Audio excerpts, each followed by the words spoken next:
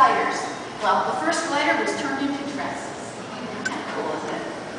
Well, all the Wright brothers were doing well in the bicycle business. Just like the rest of us, they needed something else. You know, a hobby, something else to keep their minds busy. And that is flight. And back then, lots of people were working on flight. They followed all the things in the newspapers and magazines. Their favorite man was a man named William Bern. He was a German. He was a theoretician. He did a lot of calculations on theory. He also was a glider pilot, and they would follow his gliding. Thousands and thousands of glides.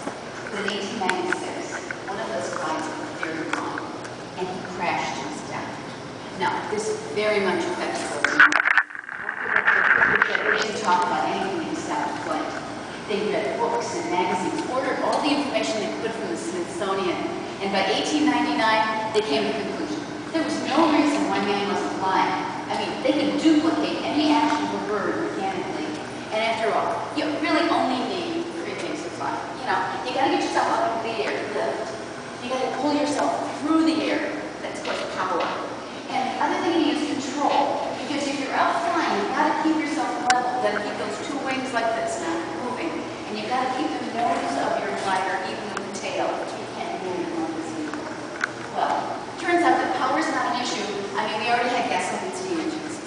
And lift isn't an issue either. Out of living home, we've done a lot of theoretical work on lift. Now, just to remind everybody else how lift works, a wing looks like this. It's kind of a big curve like that. And when you ever have a curve like that, the air that goes over the top of it goes faster than the air that goes underneath. And it just so happens that whenever air moves, it doesn't push as hard as when it's just standing still. And the faster it moves, the less it pushes. So, you've got really fast moving air going over the top. Well, it's not pushing down as hard as that slow moving air underneath is pushing up. So, slow air wins and the wing goes up. Now, if you make a bigger wing, you get more lift.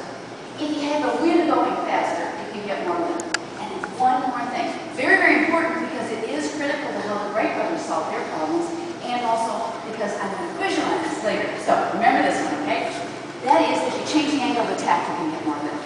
You have a wing that's like this, and you move the back of the wing lower than the front of the wing, you get more lift. So here to here, positive angle of attack is more lift. Well, the Wright brothers saw that everyone had already taken care of lift and power, but for some reason, nobody was looking at control. And they said, man won't ever fly until he gets control.